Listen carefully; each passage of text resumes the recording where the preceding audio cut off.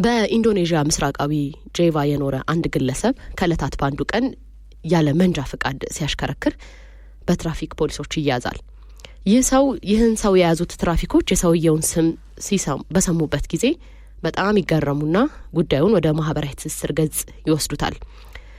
በኢንዶኔዥያም ይህ ሰው መነጋገሪያ ሆነ። ኋላም በዚህ ስሙ ምክንያት በምስራቃዊቷ ጄቫ በምትገኘው የፓርሷን ፖሊስ ጣቢያ የደህንነት ፖሊስ ባልደረባ ሆኖ ተቀጠረ። እዛ ስራ ሊያገኝ ቻለ። ከወላጆቼ እንደሰማሁት ይላል ይህ ግለሰብ፣ ልጅ እያለሁ በጣም ደካማና በቀላሉ በበሽታ የምጠቃ ሰው ነበርኩኝ። በዚህም ምክንያት ወላጆቼ ስሜን እንዲቀይሩ ሰዎች በነገሯቸው መሰረት ፖሊስ የሚል ስያሜ ሰጡኝ ይላል። ከመጨረሻው ስሜ በፊት 5 ጊዜ ስሜ ተቀይሯል። ይህ ግን በኢንዶኔዥያ የተለመደ ነው። ቀድሞ የነበረው ስሜ ሃይማኖታዊ መሰረት የነበረው አካህን፣ ሙሰፋቅና ሌሎች ተጨማሪ ስሞች ነበሩኝ። መታመሜን ስላቆምኩኝ ስሜን በእነዚህ ሃይማኖታዊ ስሞች ሲሰጡኝ ህመሜ ስላላቆመ ስሜ በተደጋጋሚ መቀየሩን አላቆመም ነበር። በስተመጨረሻ ግን ስሜ ፖሊስ ሆነና በዛ ጸደቀ። ከዛ በኋላ በፖሊስ በዋና መጠሪያነት ሆኖ ቀጠለ ማለት ነው። ከዛም እንግዲህ ቀደም ሲል እንዳልነው ያለ መንጃ ፍቃድ ሲያሽከረክር ፖሊሶች ያዙትና ስሙን ሲያዩ ተገርመው በዚህ ስሙ ምክንያት ስራ እንዲያገኝ ሆነ ማለት ነው። ከዛ በኋላ በባልደረባነት በዚያ ተቀጠረ። እንግዲህ ሰው ስሙንና ስራው ላይ ተጽዕኖ እንዳረገበት ሲጠየቅ ተጽዕኖ አርጎብሃል ወይ ስምህ ሲባል በሰው ስም ላይ ተጽዕኖ መኖሩን አላውቅም አላምንምም፣ ግን እድለኛ እንደሆንኩ ይሰማኛል። አንድም ቀን ፖሊስ የመሆን ህልምም ሀሳብም ኖሮኝ አያውቅም። ምናልባት እድለኛ ሰው ሳልሆን አልቀርም ይላል ፖሊስ በሰጠው ቃለ መጠይቅ። እንግዲህ ይህ የሚያሳየን ሰዎች በስማቸው ምክንያት የተለያየ ነገር ሊደርስባቸው ወይም ደግሞ የተለያየ ሀሳብ ሊሰጣቸው ይችላል። ስም የመጀመሪያ ስጦታችን እንደሆነ ይታመናል። ከቤተሰቦቻችን የምናገኘው እስከ ህይወት መጨረሻ ዘመናችንም ደግሞ አብሮን ሊቀጥል ወይም ደግሞ አብሮን ሊጓዝ ይችላል። አሁን ላይ ግን ያው ብዙ ሰዎች ስማቸውን በተለያየ መንገድ ይቀይራሉ። እንግዲህ በዛሬ መሰናዷችን ቀደም ሲል እንዳልነው ለምን ስም አስፈለገን፣ መጠሪያ ስማችንና የኛ ማንነት እንዴት ይገናኛል፣ ወይም ደግሞ ስማችን እኛን በመቅረጽ ሂደት ውስጥ ድርሻ አለው ወይ፣ ስም አወጣጣችንስ ከየት ወዴት ብለን እናነሳለን። ወላጆቻቸው ያወጡላቸውን ስም ስለሚቀይሩ ሰዎችም ደግሞ ምናነሳው ነገር ይሆነናል። አድማጮቻችን እናንተ ስማችሁን ስታስቡ የሚሰማችሁ ስሜት ምንድነው? መጠሪያ ስሜ እኔነቴን ይገልጣል ብላችሁ ታስባላችሁ ወይ? መጠሪያ ስማችሁንስ እንዴት አገኛችሁት? ከስማችሁ ጀርባ ታሪክ ካለ እሱንም ብታጋሩን በጣም ደስ ይለናል። ይህ የተለየ ታሪክ አለን የሚሉ አድማጮችን ደግሞ በስልክ ምናስገባ ይሆናል። ከፍጹም ጀርባ ታሪክ ይኖር ይሆን? ፍጹም የኔ ስም ፍጹም ብቻ አይደለም፣ ፍጹም ሙሉጌታ። እሺ አብራራ ውስጥ እንስማ። ያው ፍጹም ሙሉጌታ ኃይሌ ነው። ውስጥ አረፍተ ነገር ወይ? አዎ ፍጹም ሙሉጌታ ኃይሌ። ግን ስትጠራ ፍጹም ነው የምትባለው። ፍጹም ሙሉጌታ ሲሆን ሙሉ የሆነ ፍጹም የሆነ ጌታ እንከን የሌለበት ጌታ ኃይሌ ነው እንደማለት ነው። እሺ እንትን አልከው በራስ መንገድ ጋሽ ሙሉጌታ ይሄን አስበው ነው ሲያወጡት። እንግዲህ ራሱ ሙሉጌታ የተባለበትም የራሱ ምክንያት አለው። በርግጥ ስምና ግብር መካከል አሁን ፍጹም ከፈጣሪ በቀር የሰው ልጅ ፍጡር ሆኖ ፍጹምና የለም ሰውነት ላይ የለም ከድንግል ማርያም ውጪ ማለት ነው። ፈጣሪ ፍጡር ሆና ፍጹም የሆነችው እሷ ስለሆነች ማለት ነው። ኖርም እንደኛ አይነት ሰው ግን ያው የሚወክለው የሆነ ክስተት የሆነ ኩነት የሆነ መግለጽ የፈለገው ሐሳብ ይኖራል። እንግዲህ እኔ ቤተሰቦች ፍጹም ሙሉጌታ ኃይሌ ሲሉ ያው የአምላክን ጠባቂነት ተራድኦት መሰረት በማድረግ እሱን ለመንገር ያወጡት ይመስለኛል። ያው ያንቺ ስላይኑ ነው ያባቴ ሰው እና ያንን ስያሜ አሁን ማስተዋል ስላይኑ ሲሆን ስላይኑ ግን ምን ማለት ነው? ምናልባት እንግዲህ የተለየ ስም ካላቸው ሰዎች ውስጥ ምናልባት አንደኛው የኔ አባት ስም ይመስለኛል። ስለ አይኑ ብዙ ሰዎች ለመጥራትም ይከብዳቸዋል። ይሳሳታሉ። ስለ አይኔ ስላየ ምናምን ይላሉ፣ ይሳሳታሉ ብዙ ጊዜ የኔ አባት ስምና የተለየ ታሪክ ያለው መሰለህ መጀመሪያ የአባቴ ስም ሲወጣለት እኔ ያየሁ ነበር የተባለው እና አሁን የመጀመሪያ ስሙም ከማየት ጋር ይገናኛል ወይም ደግሞ እኔ ያየሁ ነው ያሉት ቤተሰቦቹ እናቱን ይመስላል። የሚገርምሽ ወደ ገርበ ጉራቻ አካባቢ ከባህር ዳር ወደዚህ እየመጣን ሁለት ሆቴሎች ነበሩ። አንደኛው ፀሐይ ያየው ይላል፣ አንደኛው ያለው ደግሞ እኔም ማየው ይላል። አይ ከዛ ጋር የእናንተ ነው ወይ ልትለኝ እና እኔ ያየሁ ነበር። ከዛ በኋላ ግን ያጎቱ ሚስት ናት። ቆንጆ ነበር አይኑ፣ ቆንጆ ነው አይኑ እና በዚያ ምክንያት እንዴ ይሄን የመሰለ አይን ይዞማ እኔ ያየው ከሚባል ስለ አይኑ ይባል። ስለ አያያዥ ናት። አይኑ ደግሞ ስለ አይኑ ማን ነው? ስለ አይኑ ስራው እንዳንቀጥል በጣም ይያያዛል። ከኔ ስም ጋር ሲሆን ደግሞ በጣም ማስተዋል ስለ አይኑ ስራው ይሆናል ማለት ነው። ሰው የሚያስተውለው ከሚያየው ነገር ነው። አዎ እንደዛ ነው ሀሳቡ። ስራውን ደግሞ ስጨምርበት እና ስለ የሚለው ነገር ውበትን አይደል ስለ ብቻ አያያዥ ቃል አይደለ? አዎ ስለ አይኑ ተባለ ማለት ነው። በዛ አይኑን በተመለከተ ስለ አይኑ ማለት ስለ አይኑ ሲባል አይነት ነገር አይንን ተኮር ነገር ነው። በቃ እና ከአይኑ አባትሽ አይናቸው ስለሚያምር ነው ስለ አይኑ ተባለ። እኔም አየሁ ነበር መጀመሪያ። እኔ አየሁ ነበር። ማስተዋልስ የተባልሽ ማስተዋል እንኳን ያው ለሰው ልጆች ሁሉ ማስተዋል ያስፈልጋል በሚል ሐሳብ ይመስለኛል። እኔ ራሴን ስሞት ተረጋጋ አለ ማስተዋል አለ ማለት ነው። አዎ አለ እንዴ ሁሉም አስተዋይ ሊሆን አይችልም። አሁን እኮ እኔ ቀኔ ብቻ ግን ያው ማስተዋል ማለት ያው የተለየ ትርጉም የለውም። ማስተዋል ነው። የተለየ እንትን የለውም፣ የተለየ ትርጓሜ የለውም። ለኔ የተሰጠኝ ግን ምናልባት ታስተውላለች ብለው አስበው ሊሆን ይችላል ብዬ አስባለሁኝ።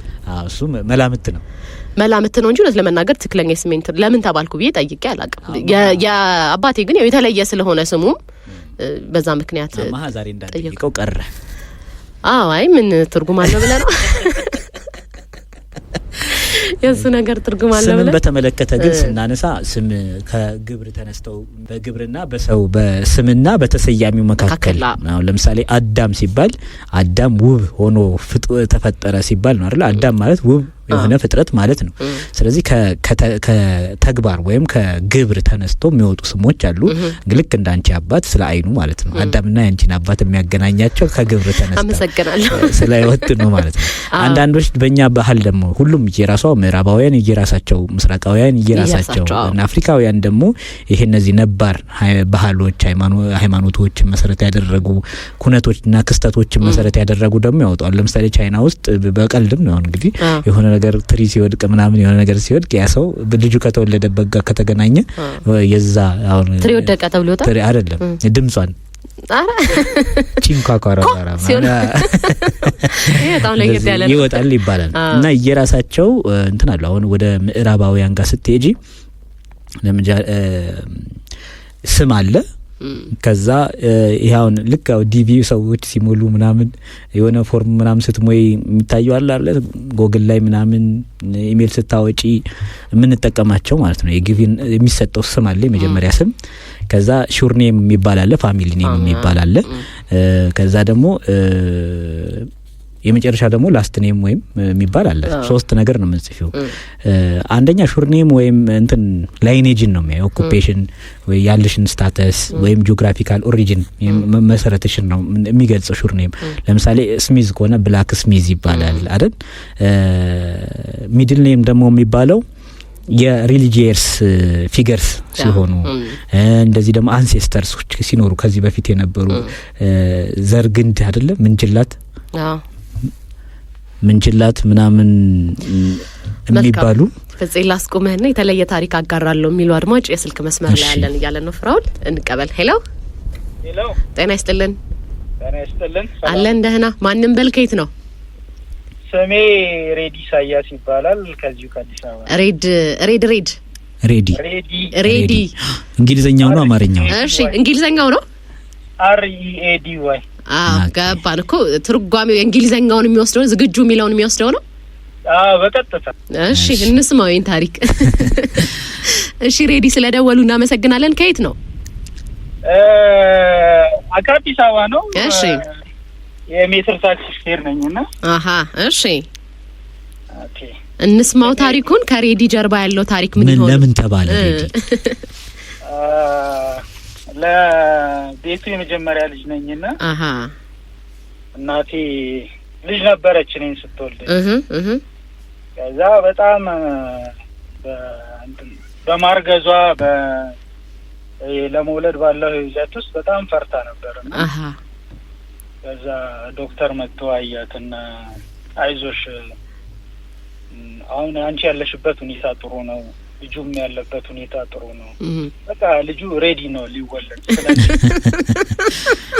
ሌሎች እንትኖች አይቼ እመጣለሁ አንቺ ግን አትጨነቂ ምናምን አላትና ከዛ እሱ ሄዶ ትንሽ አልቆየም ተጠርቶ ሲመጣ እሷ ወልዳለች ኦሬዲ አላልኩሽም ልጁ ሬዲ ነው አለ ስለዚህ ሬዲ ተባልክ በቃ ሬዲ ተውዬ ዶክተሩ ነው ያወጣልህ ማለት ነው እሱ እንደዛ አለ ስሜን ለማውጣት ፈልጎ አይደለም ዝግጁ ነው ለመውለድ ዝግጁ ነሽ አይነት ነገር አለ እናት ቀባረጓት በቃ ልጅ ሬዲ ነው ብላለች አሁን ግን በቃ ተቸገርኩኝ ብር ትራንስፈር ሊያረጉ እንትን ሰርቪሱን ከጨረስኩ በኋላ ስሜን ሲያዩት ምን ማለት ነው እንዴት ነው በቃ ዛሬ ህዝብ ይወቅልኝ አልከው ለመላው ኢትዮጵያ በቃ አትጠይቁኝ ከዚህ በኋላ ለዛም ደወልኩት የተለየ ታሪክ ነው እውነት ለመናገር በጣም ይገርማል ፖሊስ እንደተባለው እኮ ነው ፖሊስ እንደተባለው ሰውዬ ነው አዎ የተለየ ገጠመኝ አለ አሁን ትርጓሜ ይሄን ንገረኝ ከሚሉት በተጨማሪ ሌሎች ገጠመኞች አሉ ሬዲ ብዙዎቹ ማመን አይፈልጉም ልበልሽ ቀልድ ይመስላቸዋል አዎ ስም አይደለም ይሉኛል አይዲ አውጥቼ ያሳያቸዋለሁ እዛ ያንን እዛ እንትኑ ስላለመግባት በቃ አሁን ብዙ የሚያቆኝ ሰዎች ቴዲ በሚለው ነው ከዛ አይዲ በሚያስፈልግበት ሰዓት ላይ አይዲ ወጥቶ ሲታ ሬዲ ማን ነው ይላሉ ከኔ ጋር ረጅም ዓመት ቆይተዋል ትምህርት ቤት ላይ ገጠመኝ ነበረ ሬዲ ደስ ይላል ስምህ ደግሞ እኮ ለሁሉ ነገር ሬዲ መሆናል አንተ ለመወለድ እንደተዘጋጀው እኛም እንግዲህ ሬዲ መሆን አለብን ትምህርት ቤት ላይ ተማሪ በነበርክ ሰዓት የገጠመህ የተለየ ነገር አለ ማለት ያሲዙና አንዲ ተማሪዎች ያሲዙና አይደለም በሚለው ይመጣሉ ከዛ እንዲ ነው ይወራረዳሉ መወራረጃ ነበርክ መወራረጃ ነበርክ ተጠቃሚ ነበርክ ከወርርዱ የሚደርስህ ነገር ነበር እንደዛ ኮሚሽን አስቡልኝ በቃ ተሸውደሃል ሬዲ ለማንኛውም በጣም እናመሰግናለን የተለየ ስም ነው እኔ ሰምቼም አላቅም በጣም እናመሰግናለን ሬዲ ስንጠራው ራሱ ለየት ያለ ነው ከዚህ በኋላ ተስፋ እናደርጋለን አድማጮች አድምጠዋል እንደው በአጋጣሚ አንተን ሜትር ታክሲ የተሳፈሩ ሰዎች እንደማይጠይቁ እንደተናገርክ ግን ሚቆም አይመስለኝም አይሱማ የተለየ ስም ስላለ ሚቆም አይደለም ግን ያው የተለየ ስም መኖር በራሱ ደስ የሚል ነገር ነው መጫወቻም መነጋገሪያም ይሆናል ከሰዎች ጋር እናመሰግናለን ስለደወልክልን ሬዲ መልካም ቀን በጣም አመሰግናለሁ እሺ እናመሰግናለን መልካም ቀን እንቀጥል አይደል የሬዲ ለየት ያለ ነው አዎ አሁን እኮ ገርሞኝ እኮ ነው አሁን ቅድም ፖሊስ ምናምን ሲባል ኢንዶኔዥያ ውስጥ ሆነ እንጂ እዚህ ኢትዮጵያ ውስጥ ቢሆን ፖሊስ እና ህብረተሰብ የሚኖር ይመስለኛል አይ ለየት ያለ ስም ነው አጋጣሚውም ይገርማል በነገራችን ላይ እናትየውም በቃ ሬዲ ነው ልጄ ሬዲ ነው አለች በቃ ሬዲ ነው አዎ ደስ የሚል ሬዲ አሁን የኩነትን መሰረት ያደርግ ክስተትን እዛው ቅድም እንዳልኩሽ ሁኔታዎችን የሚፈጥሩት ስሞች አሉ ከዛ የተነሳ ነው አድማጫችንን እናመሰግናለን ሬዲን እናመሰግናለን አው ቅድም የምዕራባውያንን የስም አወጣጥና የስም አጻጻፍ ዘዬ ነበር ስናይ ነበር ህንዳውያን ግን ስትሄጂ ወደ አብዛኞቹ የሂንዱ ነዋሪዎች ወይም ሂንዱ የሚባሉት ራሳቸው የአባት ስምና ከዛ የክልል ስም አለ የተወለዱበት አካባቢ ስም ለምሳሌ ፕሪያ ራጅሽ ሻርማ አሁን ፍጹም ሙሉ ጌታ ድሬዳዋ ይሆናል እንደማለት ነው እንደ ቆሬ ነው የሚሆነው አካባቢው ነው አዎ አካባቢው ማለት ነው ድሬዳዋ እንኳን አይባል አገሩ ስለዚህ የሰፈር ስም ይሆናል ሳባ አይነት ነገር ማለት ነው ስፒሪቹዋል ኔም ደግሞ አላቸው መንፈሳዊ እንትን ሲሉ ማለት ነው ስለዚህ ስም አወጣጣቸው ልክ አባትና የከተማው የተወለደበት መንደር ነው የሚገልጸው ግን የመንፈሳዊ መሪዎች ምናምን ሲሆኑ አዲስ ቅጥያ የሆነ አዶፕት ያደርጋሉ። ለምሳሌ ስዋሚ ምናምን ሻርማ ልትባይ ትችላለች ማለት ነው በህንዶች ዘንድ። በአፍሪካውያን ባህል ዘንድ ደግሞ ምንድነው ልጆች ስም የሚወጣላቸው ከተወለዱ በኋላ ነው አይደል? ለምሳሌ እነ ኳሜ የሚባሉ አለ አካን ካልቸር የሚባላል። ኳሜ ቀኑን ነው ስያሜ የሚሰጣቸው። ስያሜ አሁን ለምሳሌ አንቺ መቼ ነው የተወለድሽ? እኔ ቀኑን አላስታውሰውም። እኔ ግን ጽፌዋለሁ ስወለድ። እና አሁን ይሄ በአካን በሚባል ካልቸር ውስጥ የዕለቱን ስያሜ ነው የሚሰጣቸው። ሳተርዴይ በእነሱ ቋንቋ ኳሜ ይባላል። ስለዚህ ኳሜ ይሆናል ስያሜው ማለት ነው። ልክ የዘር ምናምን ከኋላ ደግሞ የአባት የእናት የቅድሚያት ምናምን የሚሉት ደግሞ ከዛ በኋላ የሚመጣ ይሆናል ማለት ነው። እንግዲህ ዕብራውያን ደግሞ ነባር ህዝቦች ናቸው አይደለ? የቆዩ ህዝቦች ናቸው ዕብራውያን። በእነሱ ባህል መሰረት ደግሞ ሪሊጂየስ እንትን ነው የሚሰጠው። ልክ እኛም ሀገር አብዛኛው እኮ ዕብራዊ ስም ነው ያለው አይደል?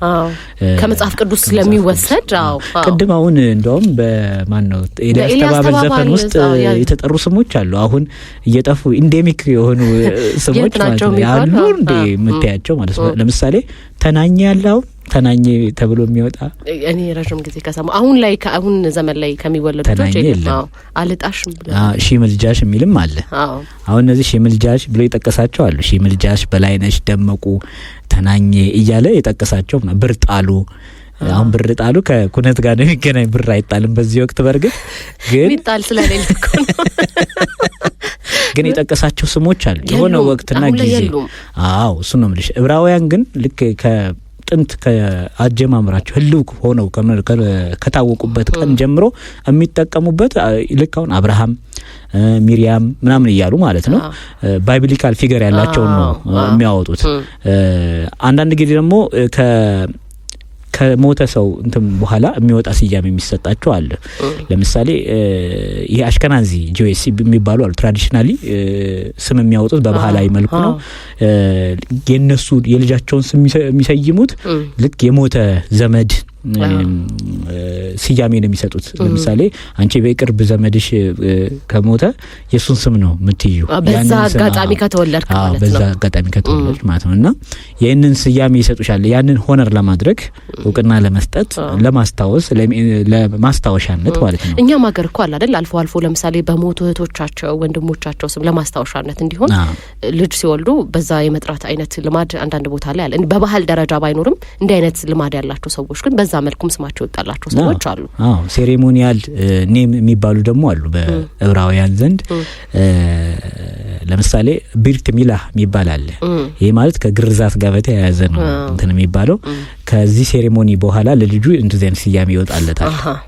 ቢርት ሚላ የሚባል ስያሜ ይሰጠዋል ማለት ነው ከኩነቱ በኋላ። የሞደርን ወይም ይሄን ግሎባል ትሬንዱን ስናይ ለምሳሌ እነ ቻይናውያን በመልቲካልቸራል አይዴንቲቲ ባላቸው ለምሳሌ አሜሪካ ውስጥ የተወለዱ የቻይና ዜግነት ያላቸው ምናምን እርስ በርስ የሚያዳቅሉት ስም አለ። ኪምሊ ሊባል ይችላል አይነት ነገር ማለት ነው። እኛ ጋርም ተመሳሳይ የውጭና የሀገር ውስጥ ድብልቅ ስያሜ የሚሰጣቸው አሉ። ግን ዋናው ቁም ነገር ስም ሲወጣ ግብርን እንትን ይላል ወይ ሁነትን ያለውን ክስተት ከመግለጽ ባለፈ ቤተሰቦቻችን ምኞትም አይደለ? አሁን ለምሳሌ ሀብታሙ ኩነት ብቻም አይደለም ይሄ ምኞትም ጭምር ነው። ቤተሰቦቻችን ለኛ ያላቸውን የወደፊት ትልም የሚገልጹበት ቢያድግልኝ። ስለዚህ ፍልስፍናም ነው አይደል ስም ማለት? በጣም እንደዛ ነው። አሁን ቢያድግልኝም እኮ አይነት ስሞች አሉ አይደል? ቢያድግልኝ ቢሆንልኝ ሆናሊያት የሚባሉ የተለያዩ ስሙ ለምሳሌ ሆናሊያት የሚል ስም ከቅርብ ጊዜ ወዲህ በጣም እየወጡ ካሉ ስሞች መካከል ያው በአጋጣሚ ከህጻናት ጋር የተያዘ ስራ ስለምሰራ ዘመኑ ላይ እየወጡ ያሉ ስሞች ወዴት ያደላሉ የሚለውን ነገር የማወቅ እድሉ አለኝ በስፋትና ሆናሊያት የሚል ስም በጣም በተደጋጋሚ አይቻለሁኝ። በተደጋጋሚ ሆናሊያት ቢያድግልኝ እንደዚህ የመሳሰሉ ስሞች አሉና ወላጆች ከዛ ጋር የተያዘ ስም ያወጣሉ። በነገራችን ላይ ቀደም ሲል የአፍሪካንን የስም አወጣጥ አስተነሳ ጋና ላይ ስም ሲያወጡ መሰረት የሚያደርጉት በተለይ አንደኛው ጎሳ ለምሳሌ ሰኞ ከተወለደ በሳምንቱ ባለው ቀን ለልጃቸው ስም ያወጣሉ። ልጁ ሳምንት የሚሆንበት ቀኗን ይወስዳሉና አብዛኞቹ ለምሳሌ ኳንዳ ይባላል ሰኞ በጋናውያን እና ሰኞ ማለት ለወንድ ሲወጣ ነው።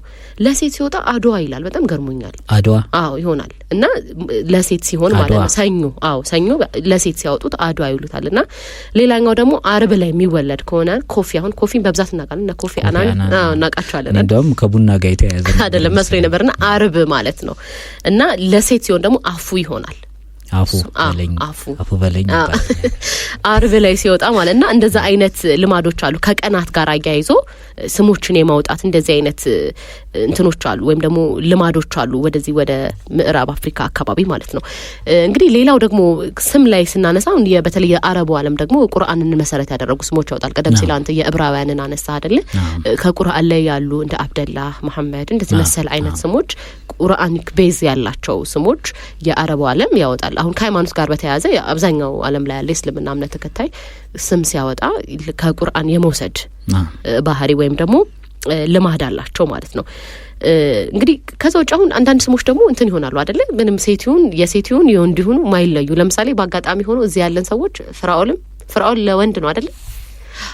ማስተዋል እና ፍጹም ለሁለቱም ይወጣሉ። ስለዚህ ይሄ ጾታ የማይለያቸው ስሞች ደግሞ አሉ ወይም ደግሞ ለምንም ጾታን የማይለዩ አሁን ላይ ይወጣሉ ስሞች ደግሞ እንደዚህ አይነት ጠባ ያላቸው ለወንድም ለሴትም የሚሆኑ ስሞች አሉና በቅርቡ ነው ኤዶም የሚባል ስም ሰምቼ ወንድ ነው። እኔ አሁን ኤዶምን በሴት ነበር በተደጋጋሚ ማቀውና ስለዚህ እንደዚህ አይነት ስሞች ደግሞ በብዛት እየሰማን እንገኛለን በሚወጡ ስሞች ላይ። ግን አሁን ስምን ስናነሳ ሌላው በጣም ማንሳት አለብን ብለን የምናስበው መጠሪያ ስሞች እኛ ላይ ተጽዕኖ አላቸው ወይ ሚል ጥያቄ ማንሳት አለብን ብዬ አስባለሁ። ምክንያቱም እንግዲህ ስማችን በራስ መተማመናችን ላይ ተጽዕኖ እንዳለው ባለሙያዎች ይናገራሉ። የተለያዩ ጥናቶች ሲወጡ ለዛም ነው ሰዎች ስማቸውን የሚቀይሩት። በነገራችን ላይ በኋላ ላይ ሰዎች ስማቸውን ለምን ይቀይራሉ? ወላጆቻቸው ካወጡላቸው ስም ለምን ይቀይራሉ ብለን የምናነሳው በስፋት የምናነሳው ነገር ይኖረናልና ስማችን በራስ መተማመናችን ላይ ከፍተኛ ተጽዕኖ እንዳለው ባለሙያዎች ይናገራሉ። እንግዲህ ሰዎች ስማቸውን ወይም ደግሞ ለስማቸው የማይወዱ ሰዎች ወይም ደግሞ ወላጆቻቸው ያወጡላቸውን ስም የማይቀበሉ ወይም ደግሞ ምቾት የማይሰጣቸው ሰዎች ለራሳቸው ያላቸው ግምት አነስተኛ ነው ይላል በአንድ ወቅት ከስም ጋር ተያይዞ የወጣ ጥናት ማለት ነውና በቃ ራስን ከመውደድ ጋር ራስን ከማክበር ጋር ያላቸው እና በሌሎችም ያለኝ ተቀባይነት ትንሽ ነው ብለው ያስባሉ እና ስማቸውን የማይወዱ ሰዎች አብዛኛውን ጊዜ ተለይተው እንደሚታዩ ያስባሉ። ራስ መተማመናቸው ላይ ደግሞ ራስን የመግለጽ ነገር ላይ በጣም እንትን ይላሉ ወይም ደግሞ ይዘገያሉ። ለራሳቸው ያላቸውም ስሜት በጣም ዝቅ ያለ ነው። ከዛ ውጪ ስማቸው ሲጠራ ደግሞ ስህተት ሲፈጠር በጣም ብዙ ሰዎች ይሄ ምቾት አይሰማቸውም። አንዳንድ ጊዜ ለመጠራት የሚከብዱ ስሞች አሉ። አስታውሳለሁ አንድ ጊዜ የአብዱል ረዛቅ ታሪክ አይደለ? አንዲት ጋዜጠኛ ለመጥራት ስትቸገር አይተናልና እንደዛ አይነት ለምሳሌ ስምን ለመጥራት በተደጋጋሚ ሰዎች ስማቸውን ሲጠሩ እየተሳሳቱ የሚጠሩ ወይም ደግሞ በስተት የሚጠሩ ሰዎች ለስማቸው ያላቸው አመለካከት በራሱ ደስ አይልም ወይም ደግሞ ጥሩ አይደለምና እሱም የሚያመጣው ተጽዕኖ አለ። በራስ መተማመኔ ይቀንሳል የሚሉ ሰዎች አሉ። ለምሳሌ ስሜን በተደጋጋሚ ሰዎች ሲጠሩት የሚሳሳቱ ከሆነ ወይም ደግሞ መጠራት ካለበት የፊደል ወይም ደግሞ ያጠራር የድምጽ ልዩነት ሲኖረው አሉታዊ መልእክት ወደኔ ያስተላልፋል ወይም ደግሞ ምቾት አይሰጠኝም የሚሉ ሰዎችም አሉና ይሄም በራስ መተማመናችንን እንዲቀንስ ያደርገዋል። ሰዎች በስማቸው ላይ ያላቸው መተማመን የወረደ እንዲሆን ወይም ደግሞ የአይነት ተጽዕኖ እንዲኖር ያደርገዋል ይላል ጥናቱና ስለዚህ በጣም ብዙ ጊዜ ደግሞ ሰዎች ስማቸውን ሰምተን ከየት ነው ወዴት ነው ሃይማኖቱ ምንድነው የሚለው ነገር እንድናቅ ያደርጋል። አንዳንድ ስሞችና የአይነት ስም ያላቸው ሰዎች ብዙ ጊዜ በስማቸው ጥሩ ስሜት ያለ መሰማት ነገር ይሰማቸዋል ወይም ደግሞ ይሄ የመበየን ነገር ስምህን ሰምቶ አንተ እንዲህ ነህ ይሄ ነህ ብሎ የመበየን አይነት ነገር ስላለው እንደ አይነት ስም ያላቸው ሰዎች ትንሽ እንትን አላቸው። የተቀረው ዓለም ላይ ጥናቱ እንደሚያሳየው ይሄ ምቾት ያለ መሰማት ነገር። ስለዚህ ለምሳሌ ስምህን ጠርተ እንደዚህ ስለዚህ አንተ እንደዚህ ነህ ሃይማኖት እንደዚህ ነው ምናምን ብለው ሰዎች ይበዩናል። ሜይ በዛ ውስጥ ላትገኝ ትችላለህ። በአጋጣሚ ይወጣል ስም ሊሆን ይችላል። አንተ እነሱ የገመቱትን ሃይማኖት ላትከተል ትችላለህ። መሰል አይነት ነገሮችና ያ አይነት ብያኔ ስለሚኖረው እንደ አይነት ስም ምቾት አይሰጠኝም የሚሉ ሰዎችም አሉና ያ አይነት ተጽዕኖ አለ። እንግዲህ ስማችን በምንመርጠው ነገር ላይ ተጽዕኖ ያደርጋል ወይ የሚል ጥያቄ ምልታነሳ ያደርጋል። ለምሳሌ በስራችን ላይ፣ በህይወት ዘያችን ላይ፣ በምንከተለው ማህበራዊ በስራ ቦታችን ላይ ባሉ አጠቃላይ እለት ተለት እንቅስቃሴዎቻችን ላይ ተጽዕኖ ያደርጋል ወይ ስማችን የሚል ጥያቄ ጠይቀው ነበርና 2002 ላይ አሜሪካ ላይ የወጣ ጥናት እንደሚያሳየው ይህ አይነት ነገር ተጽዕኖ ሊኖረው ይችላል የሚል ድምዳሜን ወይም ደግሞ ብያኔን እንዲሰጡ ያደረጋቸው አጥኞቹ ለምሳሌ ይሄ ቀደም ሲል እንዳልነው 2002 ላይ አሜሪካ ላይ የተጠናው ጥናት ምን ይላል? ለምሳሌ ዴኒስ የሚባሉ ሰዎች ስም ያላቸው ሰዎች ከሌላ ሰዎች በተለየ ሁኔታ የጥርስ ሐኪም የመሆን እድላቸው በጣም ሰፊ ነው ይላል። ዴንቲስት ከዛ ጋር የሚያያዝ ስለሆነ ማለት ነውና ስለዚህ የኛ የስራ ምርጫችንንም የህይወት ምርጫችንንም የህይወት ዘያችንም ላይ ተጽዕኖ የማድረግ እድሉ በጣም ሰፊ ነው። ግን አሁን እነዚህ አሁን ተጽዕኖ መፍጠሩ ብቻ ሳይሆን ተጽዕኖ የሚፈጥረው ያው ሳይኮሎጂካሊ እንደሆነ ይታወቃል። የስነ ልቦናዊ ተጽዕኖ አለ ይብዛም ይነስም ማለት ነው። ግን አሁን አስተውለሽ ከሆነ አብዛኞች በተለይ ሚሊኒያልስ የሚባሉት ወይም ዲጂታል ኔቲቭስ የሚባሉ ከ90ዎቹ ወደዚህ የሚወለዱ ህጻናት ወይም የተወለዱ ሰዎች ስማቸውን ከነባሩ ማህበረሰቡ ከሚንትን ከሚለው ከዚህ በፊት በነበረው ሲያም ቅድማውን ኤልያስ ተባበልን በሙዚቃው አነሳቸው እና ልጣሽ ነደመቁ ተናኘ ሲባል የኋላ ቀርነት ሉላዊነት ያመጣው ነገር አይመስልም? ይሄ ግሎባላይዜሽኑ እኛ ላይ ያመጣው ተጽዕኖ ይሄ ወደ ኋላ ቀርነት ወደ ልክ አለመሰልጠን ከዘመናዊ አለመሆን ጋር የሚያገናኙት አሉ። አብዛኛው እንደዛ ተብለው ስማቸውን የሚቀይሩ አሉ። አሁን እኮ ሰሞኑን አንድ ሚዲያ ሲዘወር አልሰማህም? እነ ስመኝ ገብሩ ወደ ጃኒ ነው የቀየረች አንድ ቲክቶከር እና ስሟ ስመኝ ገብሩ ነው በብዛት የምትታወቀው ግን ጃኒ በሚባል ስም ነው እና ያው ከስመኝ ገብሩ ወደ ጃኒ ሰዎች የሚመጡት ራሱን የቻለ በጣም ትልቅ ተጽዕኖ ስላለውና ሳይኮሎጂካሊ ራሱ የሆነ እንትን አለው። ራሱ ስም ፍልስፍና ነው። እውነት ነው። ስም ብዙ ሀሳብን የያዘ ነው። አሁን ማስተዋል ሲባል ማስተዋል የሚባለው ስም በራሱ የሚገልጸው የሆነ ሀሳብ አለ። እውነት ነው። ያ ስም ሲወጣ ሰውየው ምኞቱን ነው። ፍጹም ሲባል ፍጹም የሚባል ሰው የለም ማለት በባህሪው ፍጹም የሆነ የለም ከፈጣሪ በስተቀር። እውነት ነው። ግን ለፍጽምና ግን ይጥራል ማለት ነው። ያ ሰው ትጥራለህ አንተ እንግዲህ እኔ እግዚአብሔር የሚያውቀው ግን ስም በስምና በተሰያሚ መካከል ያለው ግንኙነት ይሄን ነው። አንዳንድ ጊዜ ነባር የሆነ ባህላዊ ስም ይወጣና ከስማቸው አሁን ካለው ዘመኑ ጋር የማይሄድ መስሎ ሲሰማቸው ከዘመኑ ጋር ሊሄድ የሚችሉ ባለ ሁለት ፊደል ስም ያወጣሉ። ሊፊፊ ማም ይያሉ እንደዚህ አይነት ስሞች ይወጣሉ። ስለዚህ ይሄ ራሱ ሳይኮሎጂካሊ ክፍተት ነው። ውልቃት አለ፣ የስነ ልቦና ውልቃት አለው ነው። በነገራችን ላይ ሰዎች ስማቸውን ለምን ይቀይራሉ የሚል ጥናት በአንድ ወቅት በተደረገ ጥናት ላይ የመጀመሪያው ቀደም ሲል አንተ እንዳልከው ነው፣ እሱን እናብራራለን በኋላ። በስማቸው የማይረኩ ሰዎች አሉ። ለምሳሌ ወላጆቻቸው ያወጡላቸውን ስም ያለ መውደድ፣ ይሄ ድምጹን ትርጉሙን በተደጋጋሚ ሰዎች ሲጠሩ ሲሳሳቱ ቀደም ሲል እንዳልነው ስማቸውን ስለማይወዱት ስማቸውን ሊያስቀይሩ ይችላሉ። ከዛ ውጪ ስማቸውን እየጠሩ ሼም ለማስያዝ ለማስያዝ ሲሞክሩ ለማሳፈር ስማቸው ላይ ማፌዝ። አንዳንድ ሰዎች እንግዲህ በስማቸው በጣም የሚፌዝባቸው ሰዎች እኮ አሉ አይደለ? ወይ ይሄ ነው ስሙ ምናምን እየተባለ ወላጆቻቸው ባወጡላቸው ስም አሁን ለምሳሌ አልጣሽ ቢሆን ስማቸው እንደዚህ አሁን በዚህ ዘመን ላይ ትምህርት ቤት ውስጥ ያሉ ስሞችና በስማቸው እንዲያፍሩ የሚያደርጓቸው አጋጣሚዎች አሉ። በተደጋጋሚ አይነት ነገር እናያለን አይደለ?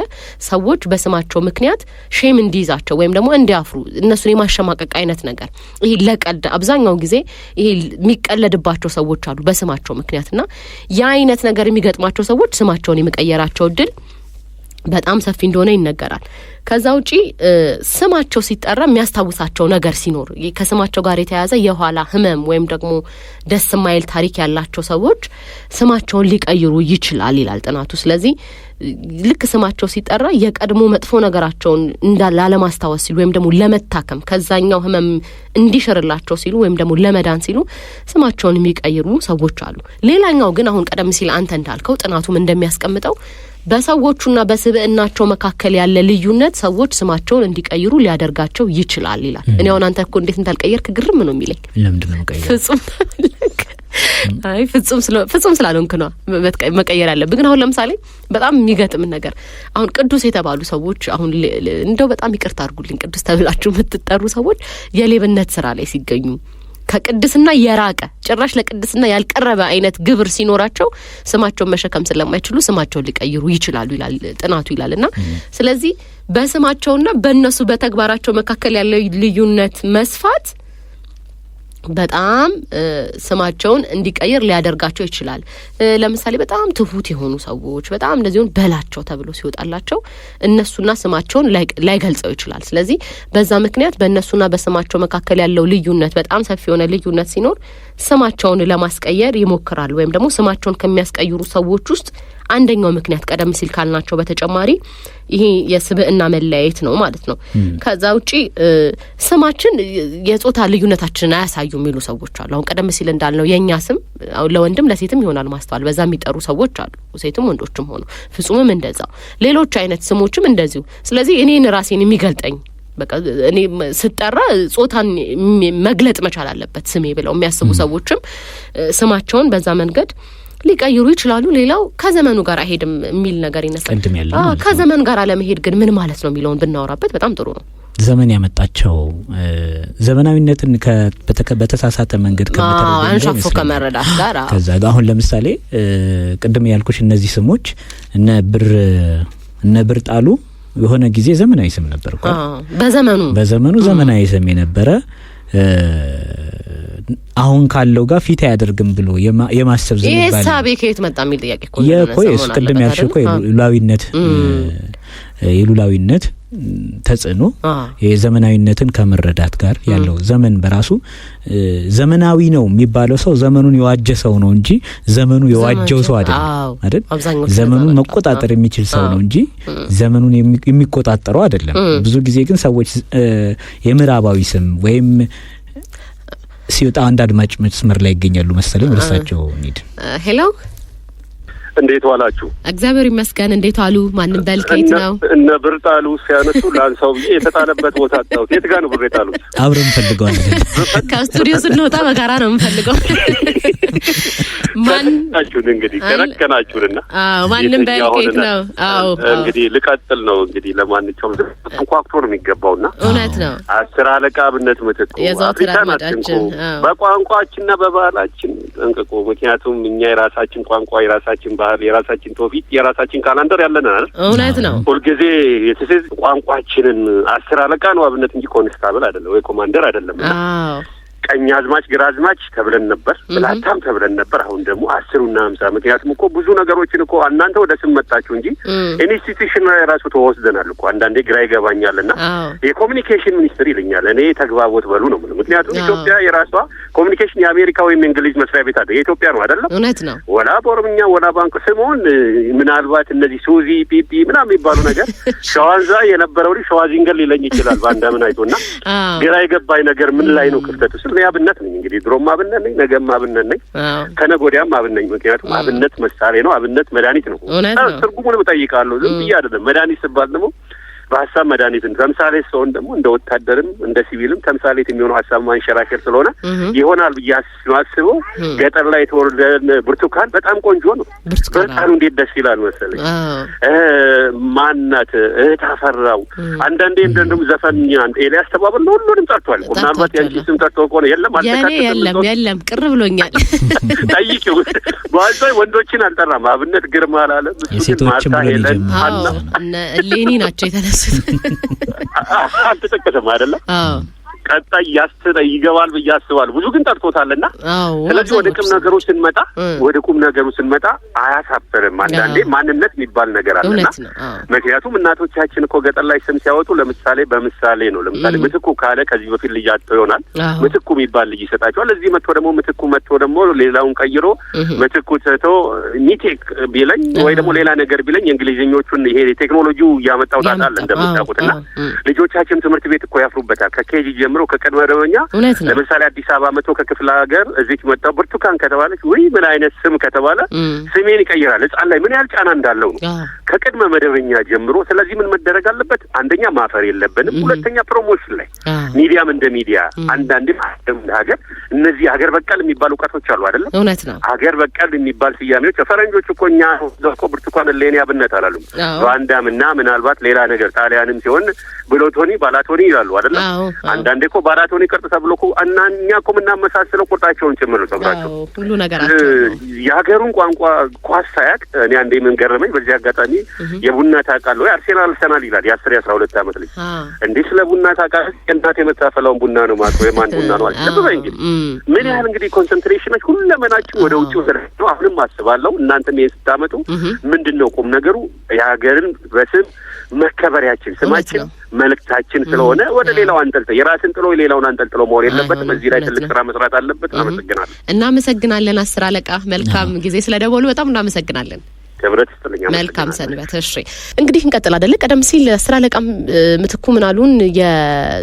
የሚነገረው ነገር ወይም ደግሞ ስም ሲወጣ ሰዎች አሁን ላይ የማፈር ነገር ትምህርት ቤትም ይሄ ኢትዮጵያዊ ቀለም ያለው ስም ሲወጣ የማፈር አይነት ነገር ወይም ደግሞ በስማቸው ፍር እንዲሉ የማድረግ ነገር አለ። ግን በስማቸው መኩራት እንዳለባቸው እየነገረን ማሳደግ መቻል አለብን። ኢትዮጵያዊ እነ ብርጣሉ ቢኖርም አንጠላም ብለዋልና እስቲ እናንሳው እሱን። ይሄ ሰዎች በስማቸው ምክንያት ሊሸመቀቁ አይገባም። በነገራችን ላይ ይህ አይነት ነገር እሳቤ እንግዲህ ይሄ ሉላዊነት የምንለው ነገር ይሄ ግሎባላይዜሽን የምንለው ነገር ያመጣው ነገር እንደሆነ ይታመናል። አሁን ላይ ኢትዮጵያዊ ስም ሆነው እና አሌክሳ እንደዚህ ያሉ ስሞችን እንሰማለን። ውጭ ላይ የሚወጡ አይነት ስሞች ኢትዮጵያውያንም ለልጆቻቸው ስም ሲያወጡ ይታያል። አንዳንድ ጊዜም አማርኛ ይመስልም አይደል የልጅ ስም የሚሉ ሰዎችም አሉ። አማርኛ መምሰሉ በራሱ እንደ ችግር የታየበት ጊዜ ላይም ያለን ይመስለኛል። አሁን መጽሐፍ ቅዱስ መሰረት ያላቸው ስሞችን የሚያወጡ አሉ። ቀደም ሲል በሃይማኖት ማለት እንዲሁም ከቁርአን ወስደው ለልጆቻቸው ስም የሚያወጡ ሰዎች ወላጆች አሉ። ከዛ ውጭ ግን አማርኛ ስም በራሱ ሆኖ ግን አማርኛ መሆኑ ይሄ አለ አይደል የውጭ ስም ይመስላል አይደል አማርኛ አይመስልም አይደል የሚል አስተሳሰብ ያላቸው ወላጆችም እየተፈጠሩ ይገኛሉ። አማርኛ መምሰሉ ችግር ነው ወይ የሚል ጥያቄ እንድናነሳ ያደርገናል። አማርኛ ከሆነ አማርኛ ነው የውጭ ስም ነው አይደል የሚመስለው። እሱን እንደተለየ አይነት ደስታና እንደተለየ አይነት ልጃቸው የተለየ አይነት እንትን ስም እንዳለው አድርገው እንዲያስቡ ያደርጋቸዋል። ይሄ በራሱ ችግር አይደል? አዎ ይሄ ቅድም እንዳልኩሽ የስነ ልቦና ውልቃት ነው። ደግሞ ይሄ እንደ ማህበረሰብ ሲሆን ደግሞ ጎልቶ ይታያል። አዎ ይሄ ከዘመናዊነት ጋር በተያያዘ ነው። አሁን ለምሳሌ ትምህርት ራሱ ሲጠራ ምንድነው የሚባለው? ዘመናዊ ትምህርት አይደል? ዘመናዊ ትምህርት። ያኛውስ ኦኬ ነው ማለት ሀገር በቀሉስ ምንድነው የሚባለው? ባህላዊ ይባላል አይደል? ከዚህ ይጀምራል እንትኑ ዘመናዊ ትምህርት ማለት ያኛው ዘመናዊ አይደለም እንደማለት ነው። ትምህርት ግን በዘመን ይለካል ወይ? ራሱ አሁን ሳይንስ ብለን የምንማረው እኮ የሆኑ አመታት በፊት ራሱ ፍልስፍናውን ፊሎሶፊው ላይ ስትሄጂ የምታነሻቸው ሰዎች እኮ የዛሬ ስንት ሺህ አመት የነበሩ ናቸው። ቅድመ ልደተ ክርስቶስ ማለት ነው። እንደዛ ብለሽ እየጠቅስ ዘመናዊ ነው ብሎ ያኛውን የማውረድና የማንቋሸሽ ነገር እስከምን ድረስ እንደሚያስኬደን አላውቅም። ግን የማህበረሰባዊ ስነ ልቦና ውልቃት ግን አለው። እንዳልኩሽ መገለጫዎቹ ደግሞ እነዚህ ናቸው። ለምሳሌ ትውልዱ በራሱ እንዳይኮራ አሁን ኩራትን እኮ የግድ ከሀገር ፍቅር ብቻ አይደለም ከራሱ ከግለሰባዊ እንትን ይጀምራል እኮ አማርኛ ወይም ኢትዮጵያዊ ስም ስለሆነ አይደለም። አንድ ሰው አሁን አንቺ ማስተዋል ስለተባልሽ እነ ፒተር እና እነ ስሚዝ ከሚሰሩት ያነሰ ስራ ሰሪ አይደል? እንደውም እነሱ እኮ ምን ያህል ስነ ልቦናዊ ስራ እንደሰሩ የምታረጋግጪው አንቺ የእነሱን ስም ስትናፍቂ ነው አይደል? አብዛኞቹ ስሞች የምታገኛቸው መንፈሳዊ እንትን ላይ ስትመጪ መጽሐፍ ቅዱሳዊ ስሞች ናቸው። እነዚህ መጽሐፍ ቅዱሳዊ ስሞች ልጃችን በዛ ልክ ይሆናል ብሎ አይደለም እኮ ስሙ ደስ ስለሚል አንዳንድ ጊዜ ትርጉሙን ራሱ ሳናውቀው የምናወጣቸው ስሞች አሉ። አሁን ለምሳሌ ሊዮራ የሚባሉ አሉ። ሊዮራውን ትርጉሙን አታውቂውም አይደል? ብርሃን ማለት ነው ምናምን ይሉሻል ከዛ በኋላ ላይ ማለት ነው። ይሄንን የሚተካ አቻ ስም የለም ወይ ስትይ ደግሞ ራሳቸው መልሰው ይጠይቁ ዘመናዊ ስም ነው የምንፈልገው ይላል። ዘመናዊ ማለት ምን ማለት ነው? ይሄን ብቻ አይደለም። ቅድም አድማጫችን 10 አለቃ አብነት ያነሱት ሐሳብ አለ። አሁን ማስታወቂያ እንትን ላይ ስትመጪ በአማርኛ የተጻፈው የእንግሊዝኛ እንትኖች ታገኛለሽ። ለየትኛው አንባቢ ነው የተጻፈው? ይሄ እኮ ነው አሁን ወደ ራስ መመልከት ሲባል ብዙ አይነት ዘርፎች አሉ። አንደኛው ይሄ ነው። ብዙ የታመምንባቸው የወለቅንባቸው ቦታዎች አሉ። ክፍተቶቻችን ብዙ ናቸው። እነዚህ አንደኞቹ መገለጫዎች ናቸው። ስም አወጣጣችን በራሱ የሚያሳየው የስነ ልቦና ዝቅታ ይታያል።